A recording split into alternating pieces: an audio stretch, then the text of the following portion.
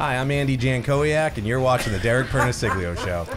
Hi, he wishes he was Andy Jankowiak, and you're watching the Derek Pernesiglio Show.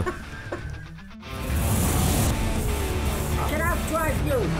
That's right, Grandma can outdrive you. You ever hear that in the beginning of the show? You know, that soundbite, I can outdrive you? Yeah. Yeah, that's my grandmother. She's yelling at my father. How's it going, everybody?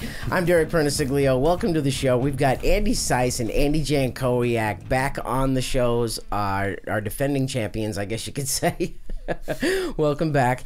And now you guys are working together at KLASSY Motorsports, or you formed KLASSY Motorsports. So we're all about stories, and tell us the story of how this came together.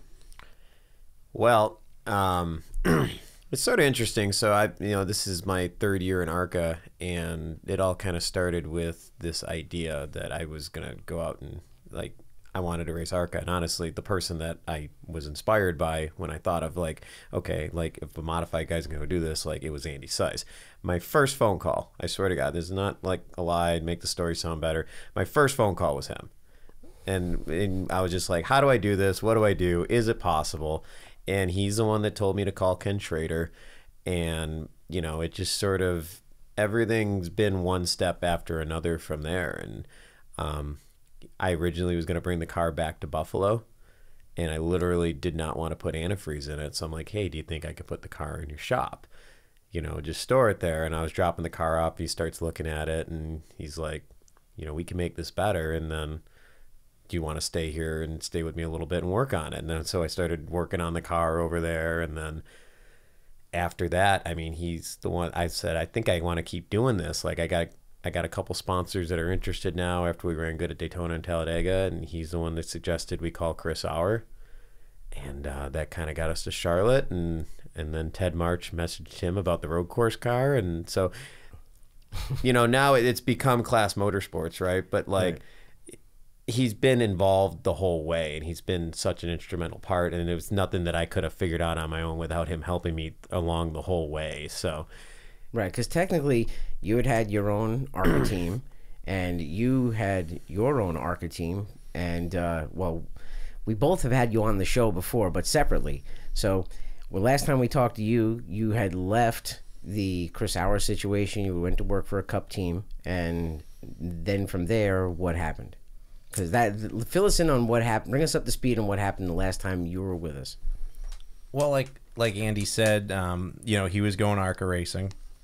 I remember when he bought the car, he came by the Auer Motorsports shop in Statesville, and he told me about it, and we were excited, and we were still getting to know each other then.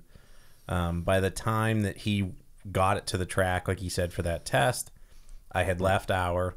Kind of left me in a bad situation, my family in a bad situation financially, a lot of different things, but I was not really doing much, and I got a call to go work at Rick Ware Racing, and then I did the last 8 races in 2020, and then kind of just had to work. When you're chasing driving yourself and all that, it's hard financially for a lot of people. And when the dust settled from the Auer Motorsports situation, I think my wife tapped me on the shoulder, and she was incredibly supportive the whole time, and was like, hey, we're in bad shape. We got 2 kids, we got daycare, we got mortgage, and all that. She had been trying to hold everything together. So anyway, I got a job in Cup Race and went with Trackhouse. And after they purchased KLASSY, because technically I was working for Richard Childress Racing at Trackhouse.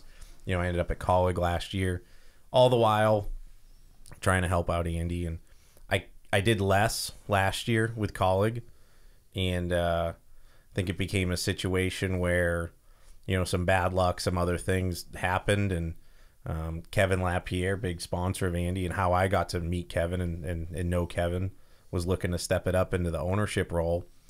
It was funny, he wanted me to come work for him sooner, and I'm like, Kevin, you're a super nice guy. I like talking with you, all that. I said, but with all due respect, you don't own a race car right now. You don't own a wrench. You don't own a toolbox. You don't own a shop. I go, furthermore, you could block my phone number. I'd never find you again. So I can't literally quit my job. And I was building a house, which was part of my, we had our first fixer-upper home, which was basically a shop that a house came with. And No, I've been to the house. It's a great house, actually. it is, and Jen made it the boat shop, the infamous boat shop. Yeah, the boat shop, and Jen made it a home, and she did an amazing job. But kind of once I got to working, I'm like, okay, there's all these sacrifices my family's been making. I need to make it up to them. So just worked my tail off, and got really good opportunities and good jobs that helped us get there and kind of do this. So we were building the house, and Kevin wanted me to join him in his vision in some way, and I just couldn't at the time. So I couldn't do as much last year, but he goes, I'll prove to you that I'm real. So I remember, plain as day, I was in the Childress Fab Shop with a Colleague race car, kind of waiting. Like I didn't have my hands on something, waiting for some guys to finish some stuff up. And somebody sent me an ad for 2 ARCA cars. So I forwarded it to Kevin. And I said, hey, you should have these cars. They're 2 very nice cars. You say, you for real, you're going to prove it all at? Right. Where do I send the check? Right. Let's see if this is real. Right. He sends the check. They arrange for shipping. They get brought to Mooresville, and all of a sudden I got 2 more cars that I got to house and all that. And I'm like, okay, this guy's real. And as the year went on, we stayed in touch, and I helped Andy when I could. And like I said, last year being a car chief was a little bit more responsibility. The COVID schedule helped me help him. You were a car chief for a cup team.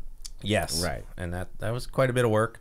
I was gonna say that's a grind. You're traveling every weekend. Like, for someone like you that's come from the modifieds and obviously working a lot of hours, what is that schedule like? The problem is it's not your racing, right? Like, that was not the first time, but I've worked that hard for my own racing, and it, different levels, your family can go, all that. So when you're cup racing, and it was a new team, and it was the new next gen car and all that, I didn't have the time to offer, Andy J and the ARCA program as much as I did the previous year. Mm-hmm. So that was hard. It's, it's you love it. It's a great opportunity. I have no regrets. I'm glad I did it. But I'm also glad that I'm moving on and kind of getting more involved in something I feel that I have more of an effect on. And more control over, too? I mean, at the end of the day, like, it's not even about control as much as looking yourself in the mirror and knowing, I mean, I'm okay with failing, and how do I make it better? And like you said, a lot of times it's out of your control. But when it's in your control, I mean, I can be the one to blame. That's fine. And I will work on it and make it better. But so the whole thing was just about timing. And like I said, Kevin bought those 2 cars, and we kept in touch. And finally, about last fall, I said, okay, they're pressuring me to, sign a contract for next year. Are you serious? And he's like, I'm ready if you are. And so he went from a sponsor to Andy to he's taken over ownership, brought me in. And it was funny, real quick, is it a situation also where you want to build your dream instead of somebody else's? Like, you're working for a race team is cool and everything, and it's awesome, but it's building someone else's empire, not your own. It's different. Like, the cup racing is so hard, and it's just an opportunity. I grew up obviously idolizing drivers, but at the same time, when you're on the other side of the fence, say it loud, and when I was a kid, and you see these teams roll in, and I have an opportunity to be one of those people. And it's funny. I mean, you're a 10-year-old kid, you're like, those are racing experts. They are just amazing, finely tuned machines. And then I'm not saying it's not that or not special, but it's a lot of just Saturday night racers like we were that decided to go that route, decided to unfortunately sacrifice all your weekends and all your times and try to do it at stock car racing's highest level. So it was neat. And I got to say I was a car chief. So, like, it's kind of known as the highest blue collar position you could be without an engineering degree or anything. And right. I started classes for engineering, but it's all going that way, right? And it is, but I decided to be a boat mechanic and race car driver instead of pursuing college much more. But so, as far as Class Motorsports is concerned, Kevin LaPierre is the owner. And what role, he actually brought me in as a co-owner. Okay. So you're co-owners. Andy's the driver. Yes, and so in the same sense, I said to Kevin that day, you could block my number and I'd never know. He had kind of the same outlook as he's in Texas. He's always super busy with multiple businesses that he runs. He wanted me to be an owner, so I had some skin in the game. So like if I wanted to quit, I can't just leave. And he's like, because he was same thing, you could block my number. He's like, my cars are in some shop in North Carolina I've never been to, and he hasn't been here. You know, that he'd be out his cars and he doesn't have any other connections in North Carolina, all that. So it was kind of funny. We made the entity to where we believed in it, believed in each other, and also were committed to each other, and now here we are. And Andy, your role, I keep saying Andy. We know who you're looking at. I know who we're looking at. Andy J. So now your role is driver, but I guess you also are everything guy too in the shop, or is it a car chief role as well as driver? I just try to help out where I can. So, you know, there's a lot of stuff where obviously, you know, I've had the cars for this long and I've had my hands on it more than anybody. So there's things that, you know, I might be able to point out to Andy, like, well, I had been doing it this way, and Andy will say, okay, I see that, and make that better or change that. But at least I'm there to say, you know, yeah, this is how we were doing it, you know, take it or leave it kind of thing. And Andy obviously interjects himself into, you know, different things we do and making things better, obviously, because, you know, that's where his experience is going to come in. But, you know, obviously, I know race cars, right? I don't know NASCAR cars like he does, but I have racing knowledge. So there's a lot of ways I can contribute without being, you know, a specific expert in the field, where I would consider like him and our crew chief, Mike Dayton, would be. So it's sort of different because I've always been, you know, on all the teams I've been on, I've sort of been like the guy making a lot of the decisions. And with the ARCA thing, just with my limited knowledge and trying to learn things on the fly, you know, realistically, you know, we ran 7 races a year, and it takes a full year, but at the end of the day, it's really only, you know, I have 14 races under my belt, and it's a lot to learn. Right. And it was just something. That seat time. Well, it's seat time, but just the shop time, getting the cars prepared. I think driving wise, we did, you know, I think we were on par there. It was more, you know, we were beating ourselves before we got to the racetrack, you know, missing certain stuff. Like we went to a Pocono test and I had the wrong sway bar arm on the car. And it's just like I had set the car up in New York and we missed half the test because we actually had to like make a sway bar arm. We actually used like, a truck. We like drove the truck over an old sway bar arm and bent it. It was weird, but to get on the track. But that's just something where I set the car up, and the crew chief, you know, or someone like him could look at it and go, "That's wrong." But I didn't know that yet because it's only my 15th ARCA race. You know what I mean? So with Andy being involved and getting the cars down here, you know, I can be more of an asset instead of the, you know, the final decision maker, and it takes a lot of stress off me. I was just going to ask you, like, how much does that take off of you, where you can concentrate on driving or finding more sponsors or support? Yeah, like Daytona was probably the best I've felt in a race car in a long time. You know, we've been down here grinding pretty hard lately, getting ready for Kansas and Talladega, just because we kind of playing catch up because we had some bad luck last year with our intermediate cars, and the intermediate races are coming up. So it's been a little bit of a grind, but, you know, having Andy where I don't have to stress on every last little thing, you know, I'm just sort of, you know, I have my influence, you know, I'm doing my things, but, you know, I don't have to think of 1,000 things anymore. You know, I can just kind of focus on 10 things, and when they get done, I'm in good shape. You know, when you're like the last line for all the decisions, there's a lot of stress with that because you got to think of 1,000 things then, and that kind of weighs on you after a while. So you go to the track and you're like, oh, did I do this? Did I do that? Where, you know, with Andy and our crew chief Mike Dayton having so much experience, it sort of makes it all just sort of a little bit easier on me, and it kind of spreads out the, you know, what needs to get done, and everything gets done a lot better, you know. So have you officially moved down here to North Carolina, or are you still going back and forth to New York? No, I still live in, I haven't been home in a long time. I've been home in a month. How are the pizzas getting delivered? It's funny. So the owner of the restaurant's son just moved back home. He had been living in Florida, and he was going to try coming back home for a little bit. So he had just come home, and I was getting ready to leave, so he didn't have any shifts. I'm like, hey, do you want to work for like a month and a half? And he's like, yep. I'm like, perfect. So that kind of worked out. I check in on them. Actually, I think I got to make sure. I don't know if I have Sunday covered yet, so I got to call over there. This Sunday coming up? I've been trying to keep an eye on it, but it's hard because when I left, I basically planned out 3 weeks ahead. And like after that, like people they're not going to sign up for a shift like 4 weeks away. Like, I don't know what I'm doing in 4 weeks. So I'm like, okay. So I took a picture of the schedule and I wrote down what I had. Then I check it. I'm like, hey, well, who's doing Sunday? And it gets figured out. It's kind of cool back home. So like they're all watching it on TV. They know what I'm doing. You know, It's not like I'm being a bum sitting on the couch. And you know, come wintertime, I try to work for them a little bit and catch up a little bit. And I'm in a really good spot with them. It's a great ownership. You know, they're actually going to sponsor the Modified a little bit this year. So cool. I'm pretty excited to have Bob and John's La Hacienda on board. So get the plugs in. There you go.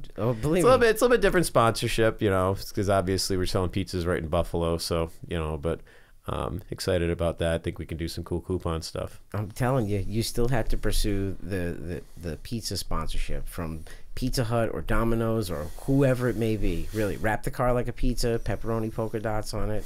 I'm telling you, it's a great story. A pizza delivery driver racing in ARCA. Yep. You know, what are your thoughts on that? I mean, I think it's a great idea. Yeah, I was actually a little upset when recently a pizza place did a deal with somebody else, and I was like, man, they got to know about them.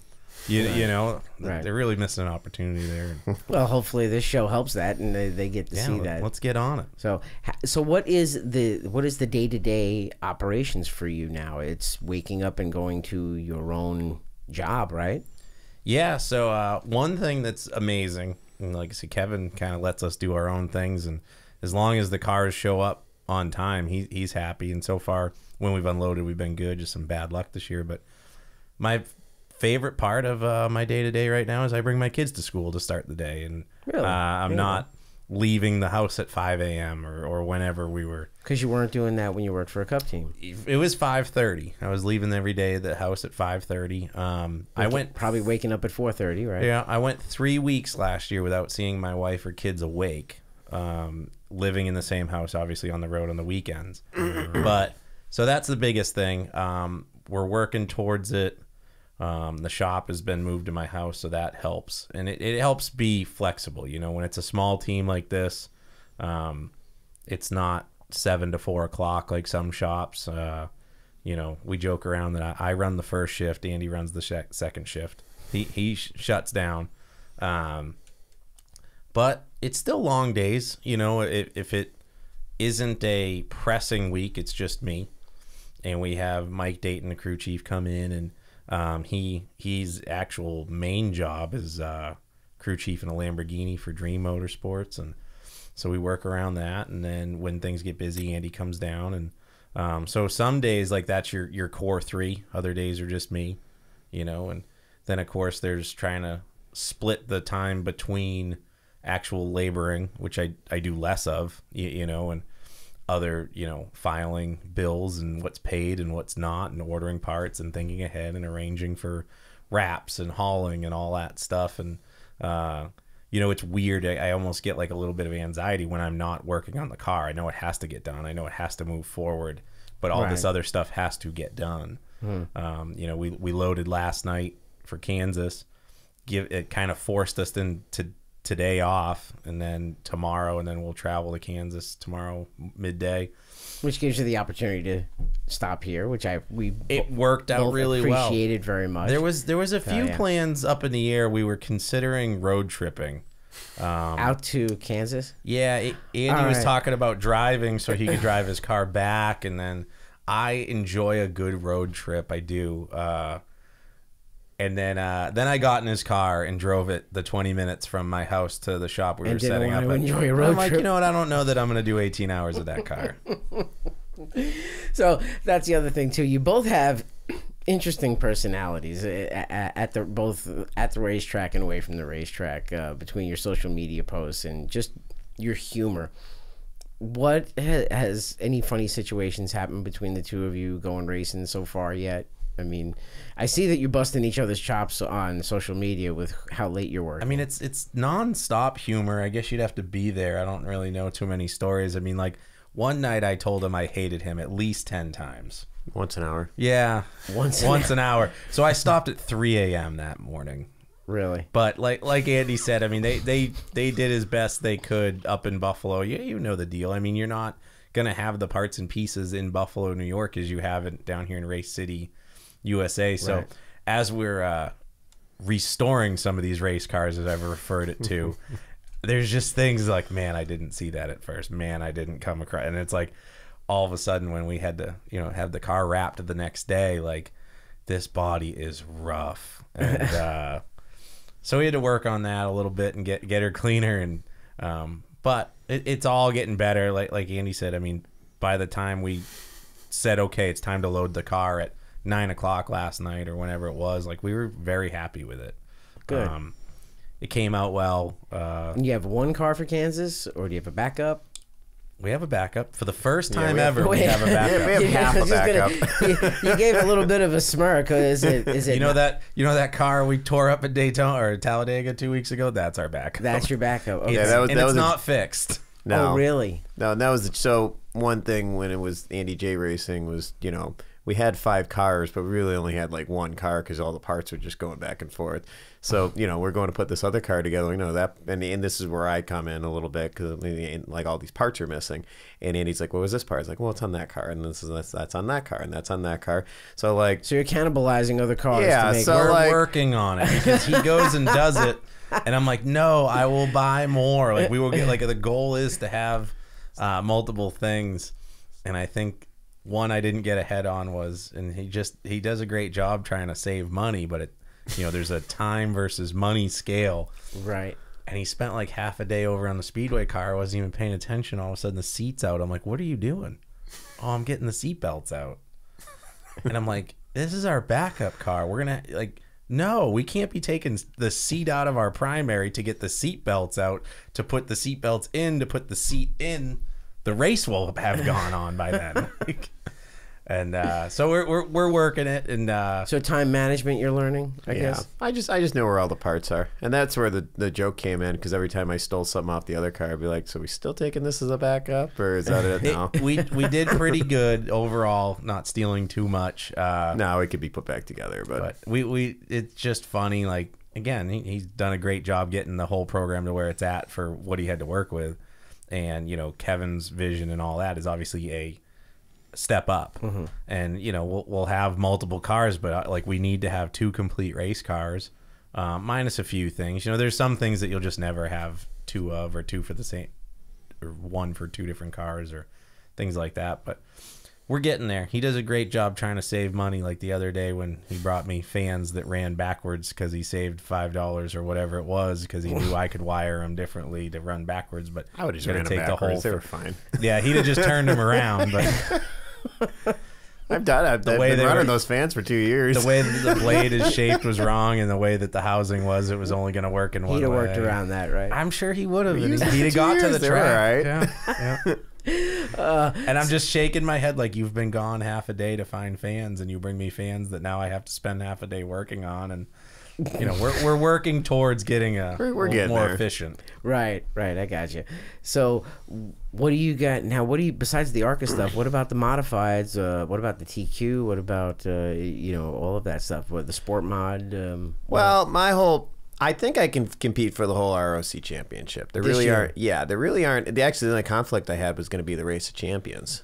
So I had which just got recently rescheduled for that year. one. The first one was going to be a conflict. That was actually going to be a points race. Okay. So I went to Mahoning, and that didn't go good, driving for John Markovic, but I got some points.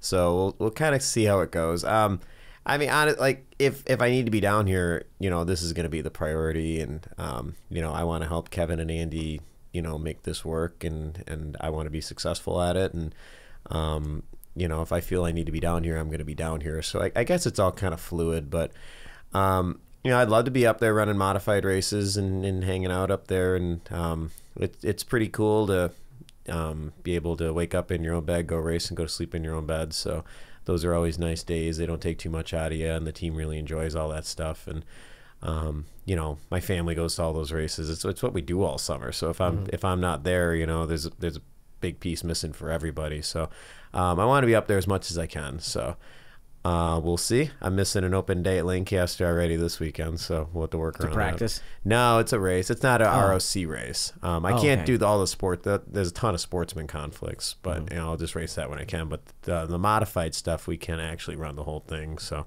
and we just built another midget, so we can get that out there. You built it for indoors or We built an outdoor car now. That's to run with that series that comes with the Race Champions too. I forgot what it's called. NIPA? It keeps. It's a Mighty Midget series. Okay. Yeah, it's been changing ownership a few times here and there. There's cool little cars. Yeah, I'll give it to them. Yeah, no, actually, it's funny. It's actually being run by the guy that owned my midget for years, Jimmy. And he lives right behind the shop, so he's always in the shop hanging out. He's a really good friend of mine. So it's cool, kind of seeing like it's just. It's like club racing, so it's just a bunch of guys that do it for because they love racing, and Jimmy and his brother Pat have been in it, and their dad owned cars, and it's pretty cool to go be a part of that, and that's why we like to support it. So, and it gives me another chance to race when I'm home. I can race 2 nights a week and more laps. More laps. It's just more laps. Now, what about you, Andy? No more modified? I mean, I know you ran one race at New Hampshire. Yeah, that was a pretty unfortunate weekend for us, blowing up two motors. Blew 2 motors, right? And that was a deal where, again, with the cup job, I couldn't be in practice, so Woody Pitcat was in the car for me in practice, made it 2 laps, blew the motor. Steve Mendoza, a good friend of both of ours, packed up his motor from Rome, New York, actually in Richie Evans' old shop he works out of. Really? Packed his motor up, drove through the night, got us his motor. I think we made it to lap 49 from shotgun on the field, made it into the top 10, and blew that one up. Picked up a vibration, shut her down, and so it was a rough weekend. It was the only time I got to race last year, and then kind of another factor in my job or whatever is to race more modified this year. Right now, our focus is redoing these cars and getting them ready. Once we kind of get into the swing of things and the new shop's laid out better, and because at any other extra moments, kind of into trying to make the shop a little more finished. But we're going to get the 70 modified going and maybe drive some for Steve Mendoza. We've talked about that this year. But that's a goal. Down here?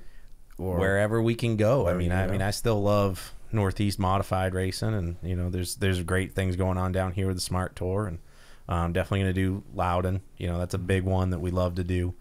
But that was part of the deal last year. You talk about how tough the Cup schedule is. They were running North Wilkesboro on Tuesday and Wednesday, and I figured if I left work at 2 o'clock, I could get to the racetrack both days. And I told them, okay, if you let me leave 2 o'clock on Tuesday, 2 o'clock on Wednesday, I'll be in here in the mornings. I'll make sure my work's done, all that. And at first they approved it, then they denied it. And I hadn't taken an hour off all year, and to be denied a couple afternoons off was kind of, I won't even be bitter about it. Maybe I'll just say, oh, this isn't for me. Really? So I can race my modified again. It's such a tough grind working for a Cup team because you are planning where you're going weeks out. Yeah, and that's why I don't want to complain about it too much. I mean, it's still a dream come true. I'm glad I got to do it, but at the same time, it's a lot. It's a lot of work. The guys that have done it for 20, 30 years, I give them all the credit in the world. I don't know how they've done it. There are those guys that just love being on the road too. Yeah, guys like last year, our engine tuner Kyle Kelly was, had been doing it as long as he's done. He's just a badass. He's hardcore. It's awesome, but like I said in that moment, I said maybe this isn't for me full time, and maybe it will be again. But I still get that drive in me to get out and run the modified, and it was fun passing people going to the front at Loudon while it lasted, and you also want to have time with your family too. I would assume. Yeah, and at some point we're gonna have a race off and see who gets to drive the next ARCA race. So. Oh really? Where's this race off going to be? I'm not going to race against him. Okay. He keeps trying to get me to go to Lancaster, but I'll go. I don't really. I think that's like kind of stacking the deck in his favor. No, you should just do it low budget as possible. Go over to like a go-kart track and just go like head to head or something. That's all. I can't.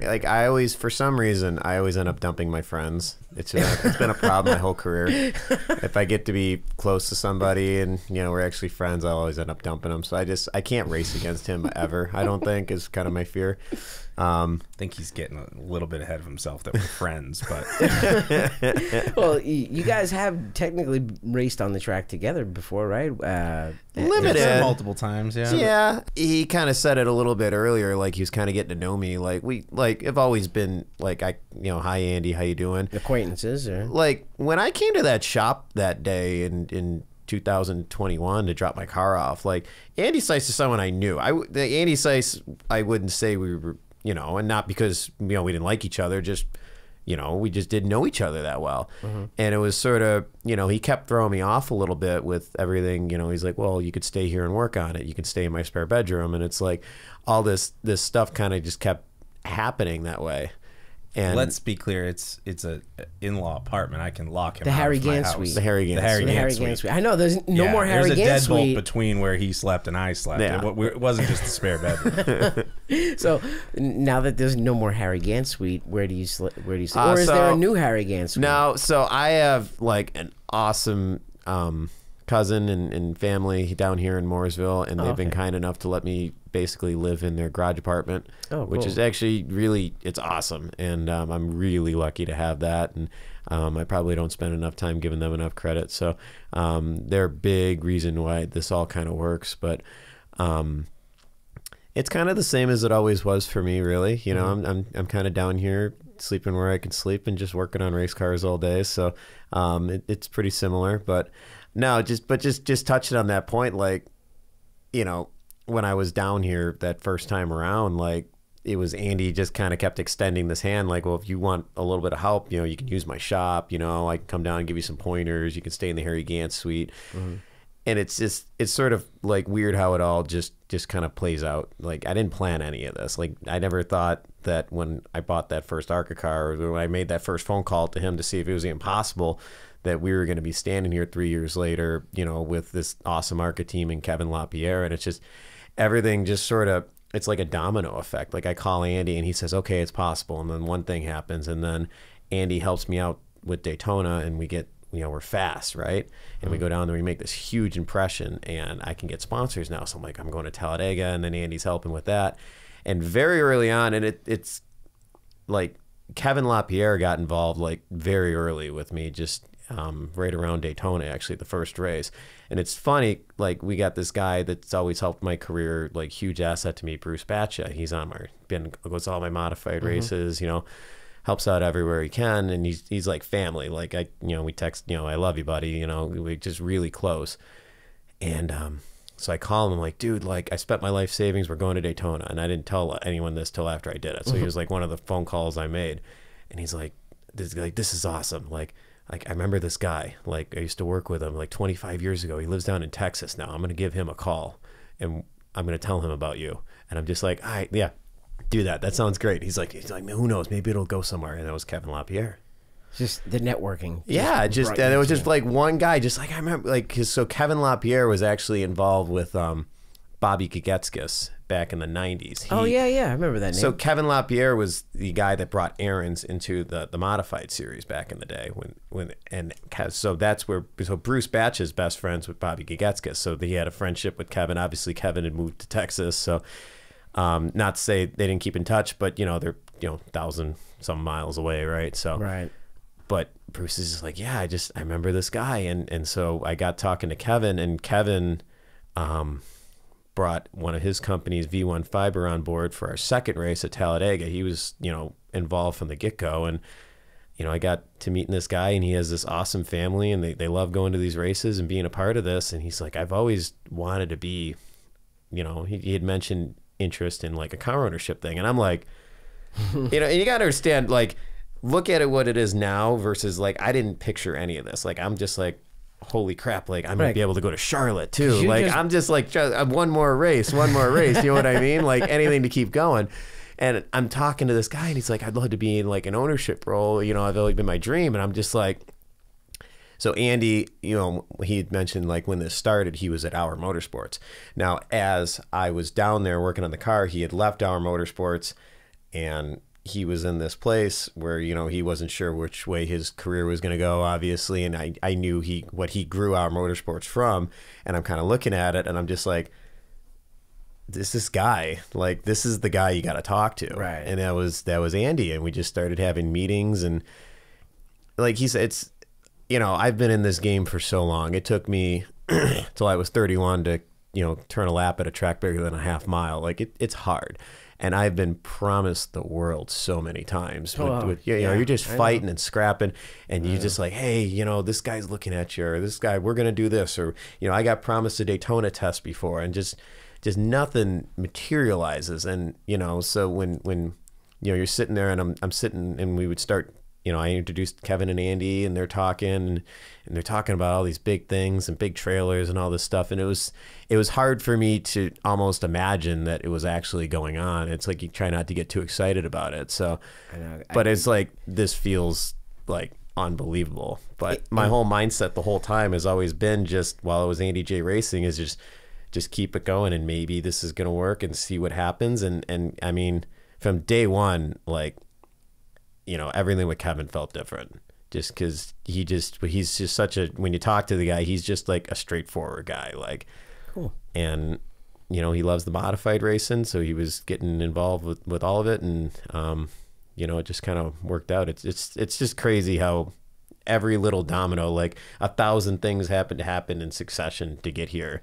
And it's just crazy to think how every little link on the chain, like if Andy had a bad day when I brought that car off and didn't feel like, you know, inviting me in the house or pointing out all these little things, I mean, we wouldn't be here. You know what I mean? If Bruce Batcha doesn't, you know, hey, I'll make a phone call, you know, we don't get here. You know, there's so many little things, and it's almost like I don't know, it's just cool. And you know what this is like?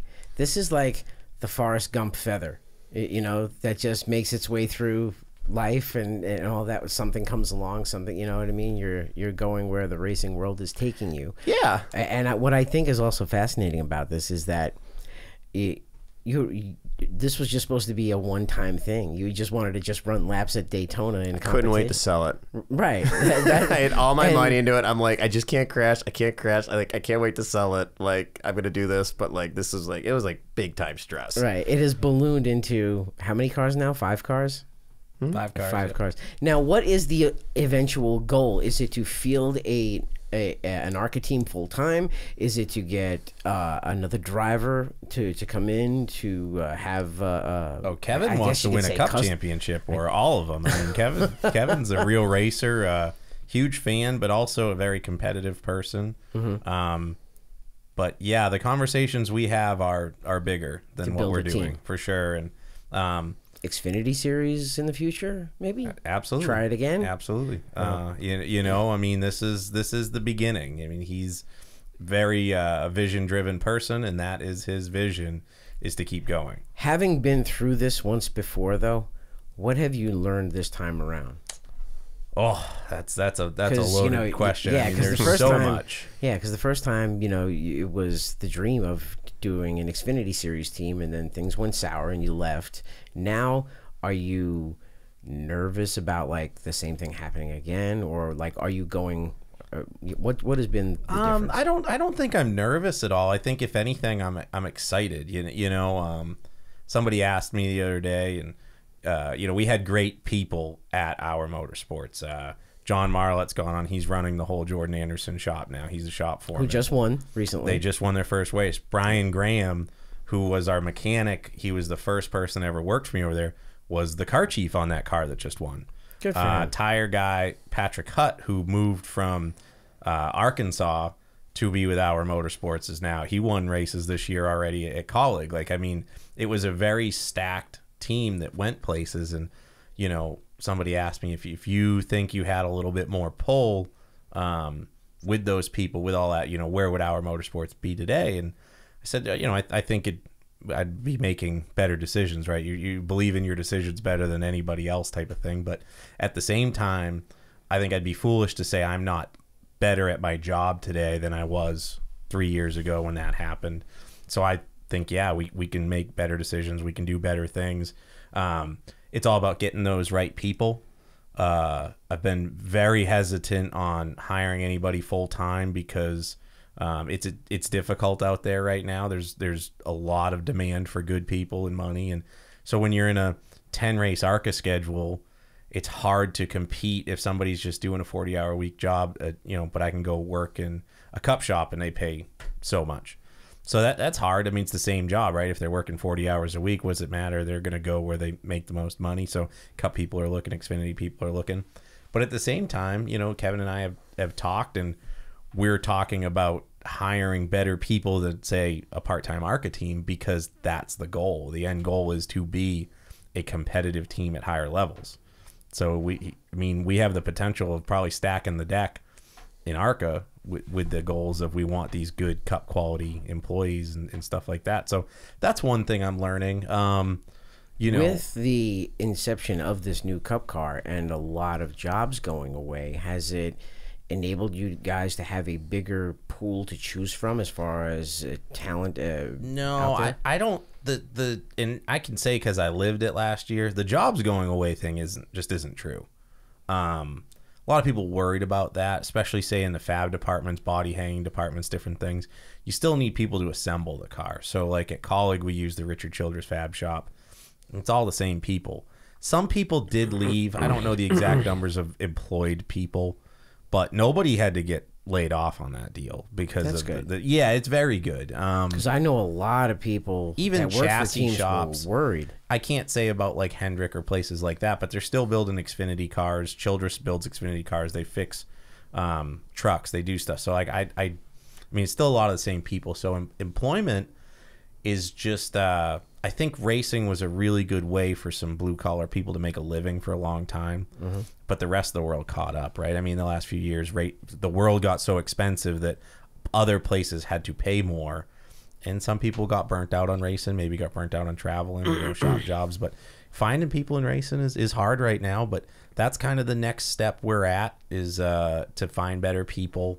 Like I said, as we're working still a lot of hours to get these cars where we want them to be, I'm almost afraid of bringing in people on. And I mean, that might be a double-edged sword, right? Because if I brought more people on, we wouldn't have to work so many hours.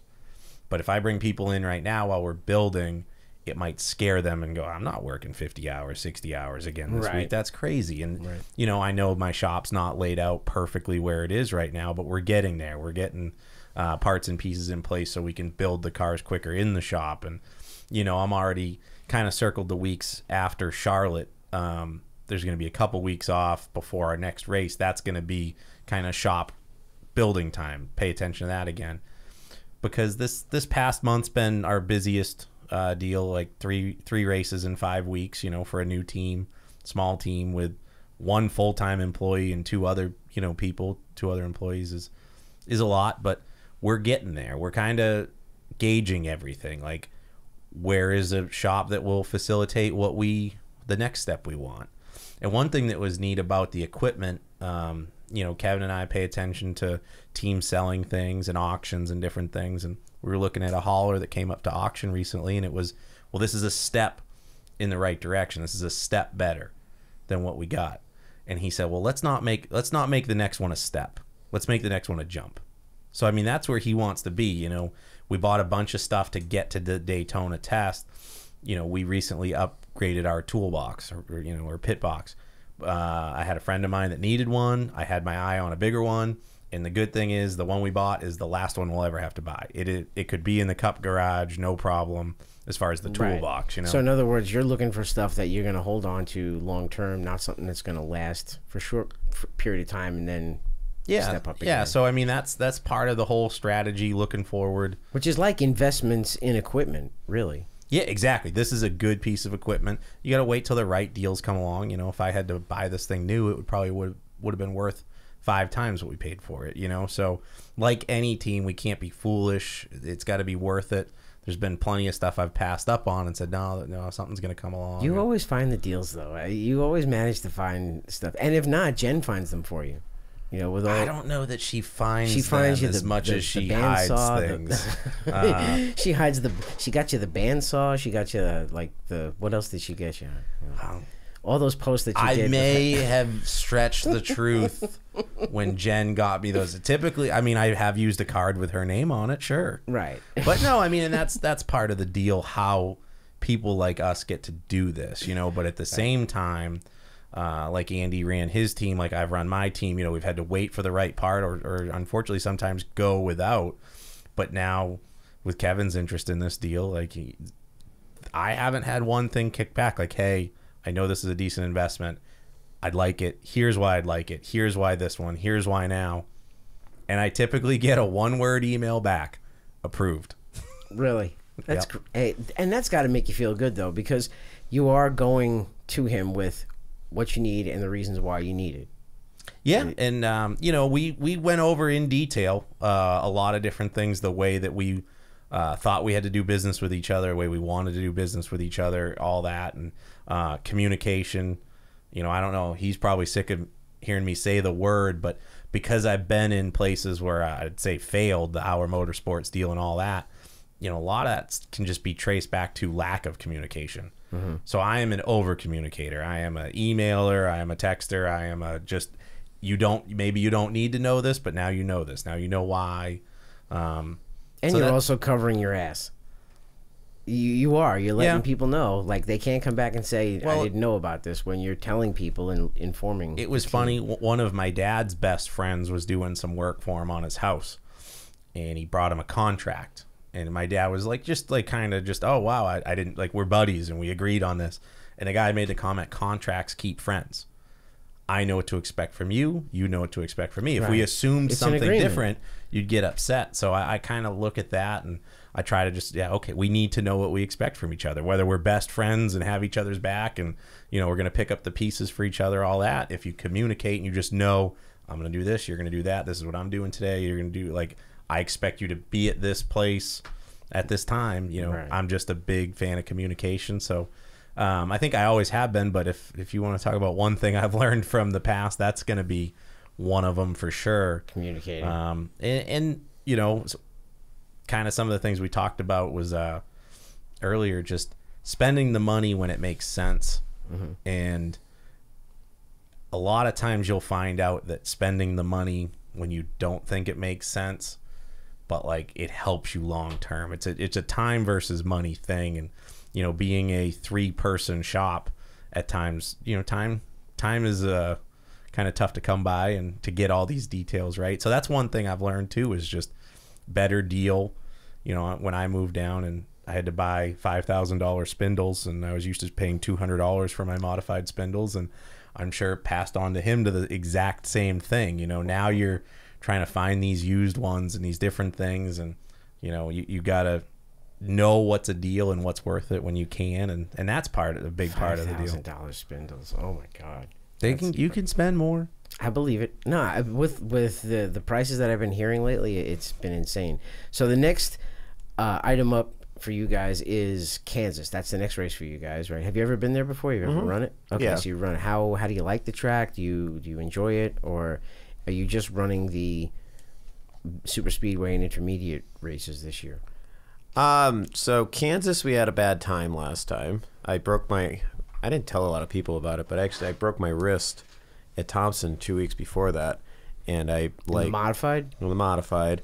And I went home and I stormed into a surgeon's office, like in Buffalo. And I was like, listen, like, I want to go race. Like, can you fix this like now? And I got lucky. He was like a sports guy, right?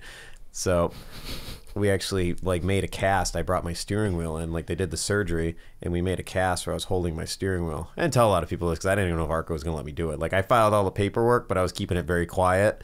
Are we past the statute of limitations on this story right Yeah, now? they knew. But anyway, so we went there. Like we had just crashed the last race, and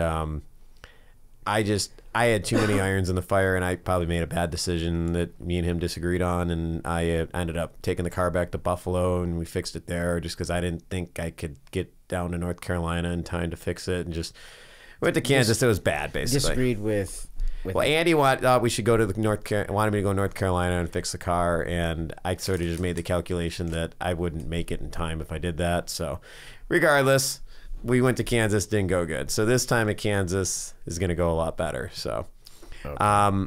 but no, so we just got so this is going to be our first intermediate race, and just seeing kind of how Andy puts the car together and everything that we're spending time on that we never really had time to spend time on, the first time around, when I was doing it.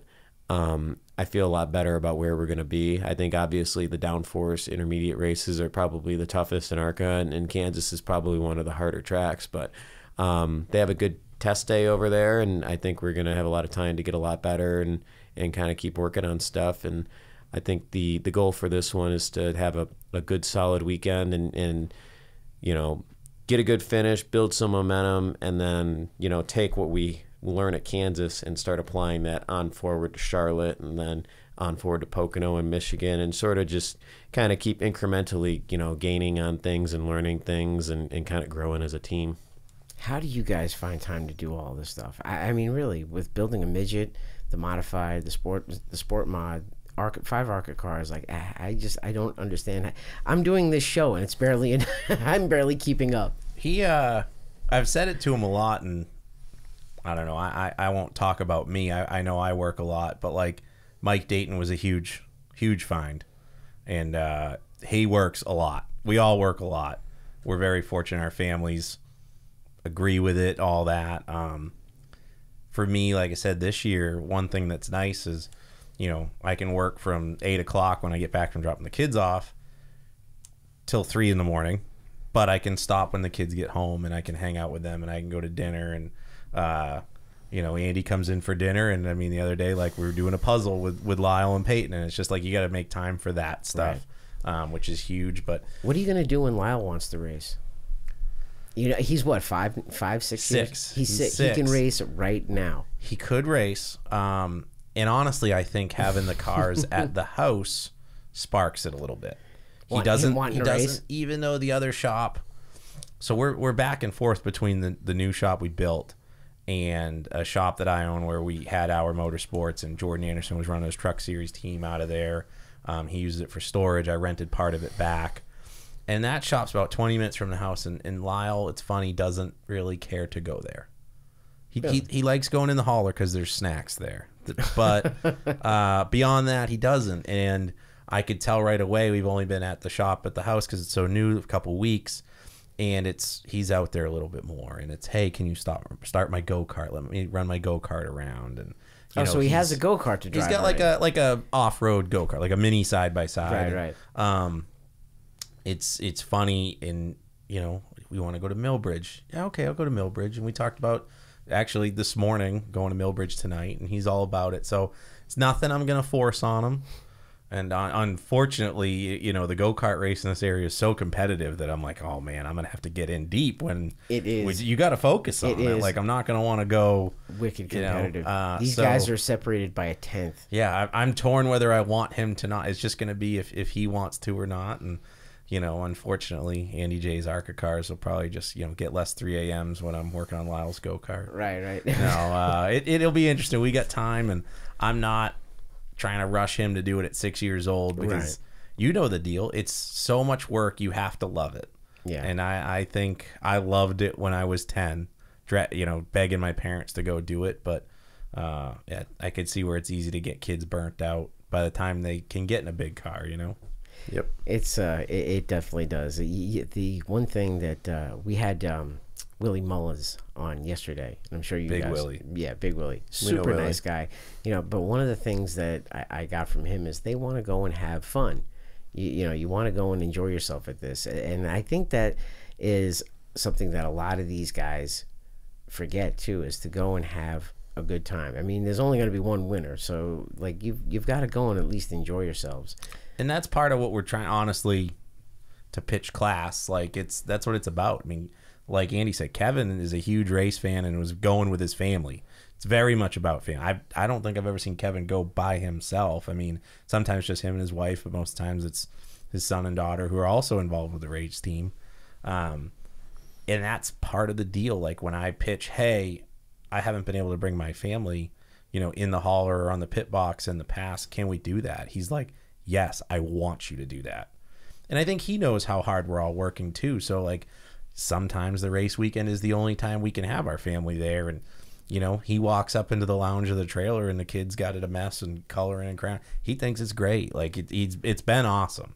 That's awesome. So that's part of our goal too, is to get that back going, because when you're racing modifieds, like Andy said, I mean, there's your family and, you know, the crew that becomes family that you don't want to leave behind doing this stuff. And unfortunately, you know, I've been in situations where they're not allowed and all that. So that's part of the deal, is incorporating it. You know, when in this sport, we see car owners come and go, we see race teams come and go, drivers come and go. What do you guys do to keep longevity in this sport? You know, like, there's longevity in different ways, just being a driver, or, you know, staying healthy. I mean, just working hard. Like, what is you think the key to longevity in this sport is? Obviously, we're not mentally stable. Would be the biggest thing. None of it makes sense. You're starting to make me question it now. No, it's a love of it. It's absolutely a love of it. I'm very fortunate. My family loves it, and how supportive my parents are, you know, in my racing, but also anything I need. You know, before we went to Talladega, my mom's in the hauler scrubbing it. My dad's painting some rusty spots on the trailer, and, like, you know, he could absolutely run any race team he wants to, but he's just there to help out what he can. And so we're having a support system is huge. Having the people around you that love it is huge. But at the same time, like what we're trying to do, again, with Incorporate the Family, is just not burn people out, including ourselves. You know, it happens, I mean, easy in this sport. It is, and you know, it's just the right situation or the wrong situation. Again, I've been in situations where, as much as I love racing, I absolutely love it, undeniably an unhealthy obsession with it. And I've had months where I'm like, I'm never doing it again. I'm absolutely not. And it doesn't make sense that my house is falling apart and my trucks don't run and my grass is high and I haven't seen my kids and I haven't seen my wife. So you have to get out of those situations and find yourself where you get this much time for yourself to keep it sane. And I, you know, again, you asked me what I've learned from 3 years ago with other race teams, and that's probably one of them. I'm not saying I'm great at it when I should be better, but that's definitely one. It's hard to balance that life at home and life at the racetrack. But Andy, what about you? Longevity in the sport. What do you think? I think he touched on it a lot, like not getting burned out. Like I brought up the sore subject of that Kansas race where, you know, I was just doing everything wrong, and that was just like one of those points I got to where it was like, you know, I think I need to do this a different way. I need some help if I'm going to be able to keep doing this, because it gets to a point where, you know, you're scrounging to do things and you start doing things the wrong way, and then things go the wrong way, and then you're not running good and it becomes less fun. So I think just kind of learning how to evolve with it and not make it, you know, too hard on yourself, and just surviving every day with it. But, you know, and then the other thing, like I brought up earlier, is just like he's talking about like the support system. Like, you know, I talk about like wanting to race back home, or, you know, when I'm racing on TV, like, you know, it's not just me. Like when I, like, there's a lot of people around me between like my team travels to all these races. Like, you know, like my Uncle Jake's, you know, Rick Hochter, all these guys, they're going over the wall, like still on the ARCA car. Like, and, you know, they're bringing, like, you know, Jake brings his fiance and Ricky brings his daughter, and my mom goes to all these races. And like, there's like, you know, like 30 people in my life that are building their weekends all summer around me. So it motivates you. It becomes, yeah, but, you know, it becomes like I'm one part of like that. Like, it's what we do. Mm-hmm. It not just motivates you, it saves you, because you're doing it. In what way? Because you have them, and it totally different than traveling and, you know, being in a hotel room and door dashing and all that. Like, the moments away from the competitiveness where you have your normalness to lean on, your family members to maybe have a conversation that has nothing to do with racing for a minute, or, you know, you catch up from your weeks. Again, if you talk about your mom, your significant other, whatever, like, you could talk about anything, and it does help that. And that probably, you need that in your life to be able to do this for your whole life. You know, it's funny that you say that too, because you bring up a really good point, because I'm at the point right now where I'm selling all my racing stuff, because I'm just... Don't worry, you'll that's just a weak moment. You'll come back. No, it's actually not. I'm selling... This is recorded. We will have this documentation for your next purchase and team build. Well, maybe down the road, but right now I'm kind of parting with everything because, to be honest, COVID kicked my ass. It kicked my business's asses. So I don't have the money or the funds to do any type of racing right now. But the other reason, too, is that I'm all alone in the shop. I'm by myself. You know, like my family's back up in New York. My other half of my family is in Texas. Like I go to the track, it's just me and my wife. I work on the car, it's just me. If I celebrate, it's just me and my. If I win, you know, the last win that I had, it was just me and my wife celebrating. There were some other friends there, but like that family, that group that you guys talk about is not there, and I think that takes a lot of the wind out of the sails. Well, too. how much would you enjoy it more to finish 10th back in the Northeast with your family than winning down here with, you know, and That's again, a good your wife question. would be there. That is actually a really good question. I mean, we all want to win, but you know, like all of my wins that I've had, like none of my family has been there. So that's kind of like true. weird. I mean, like, and all of my nephews' wins, I have never been witness to any of them. Yeah. The only win that I have been witness to for my family winning was my brother's first win, when it was that, and that was 1999 when he beat Drew Finoro, God rest his soul. I think I was there. I read your story, and I think I was there in the stands because Star Speedway was my home track, and you know, just loved every minute of it. My parents would take me there, and I mean, Drew Finoro was just the man. Oh my God! And just like, you know, a true sportsman, class act, not a showboater, Yep. but Tough as nails. and Gene's team was so professional. So when you saw them roll into town, like when somebody beat them, that was a big deal. Not saying they went undefeated or anything like that. That, you know, it happened because there were a lot of good teams, but 85 wins and 9 NEMA championships. yeah, I mean, you had to beat them to win, and I remember that day, and it was pretty cool to relive that. It was a photo finish. My brother just got Drew, I think, by half a car length at the line. And that was it. I was in the race too.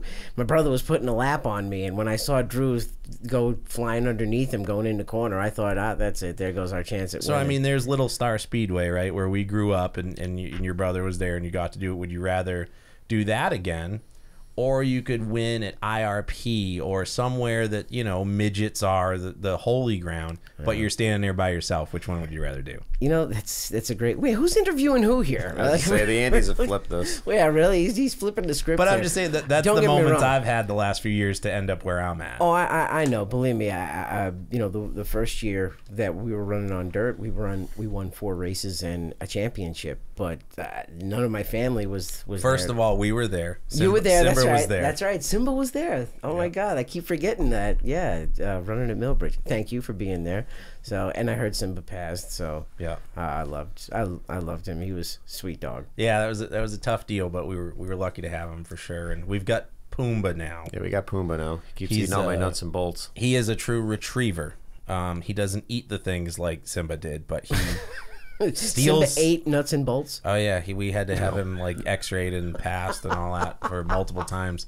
But Pumbaa has a graveyard, I call it. He like quite literally, if we're looking for hardware from the car, I walk around back, and it's right next to the deck on the new house, and next to Jen's shoes and the kids' cups and all the other things he's taken and stolen. About half a dozen of my socks, and so it was funny.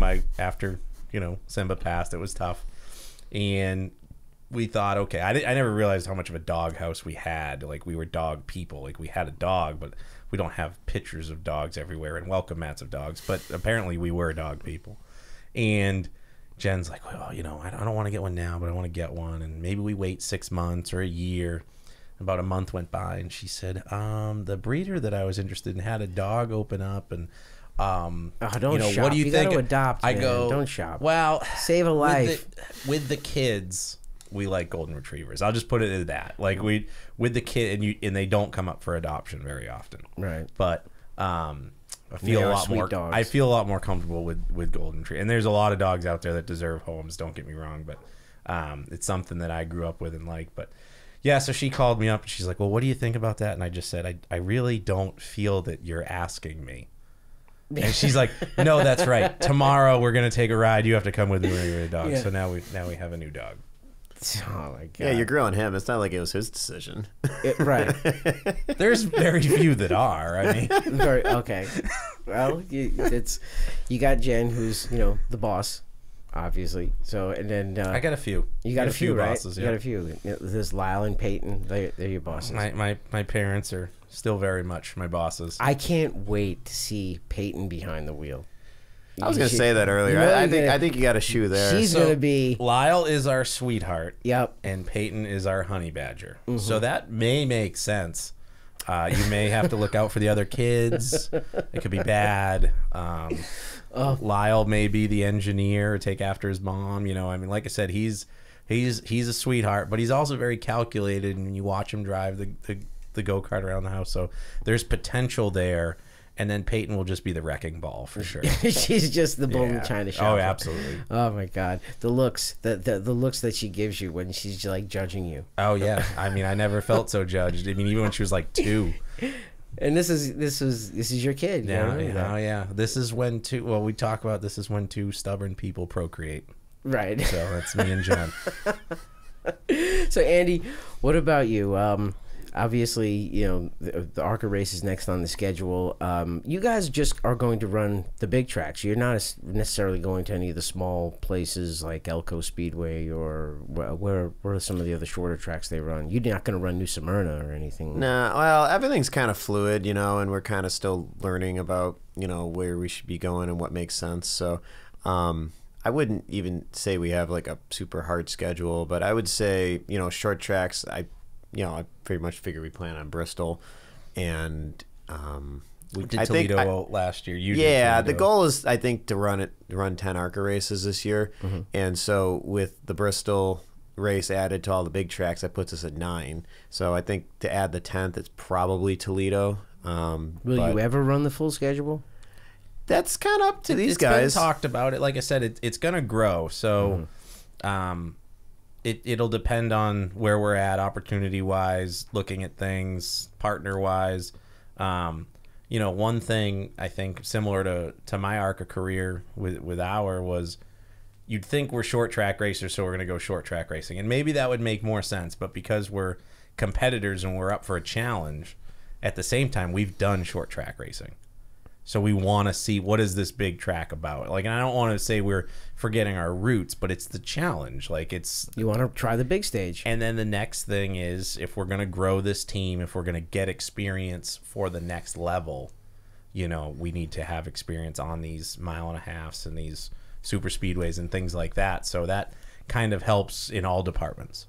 So you've got the shorter tracks down.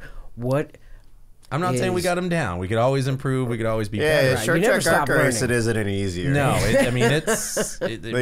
you never stop... Granted, you never stop learning. But let's say we did switch and go to a bigger series. There's no quarter miles. There's 2 half miles, 1 3/4 mile that drives like a super speedway.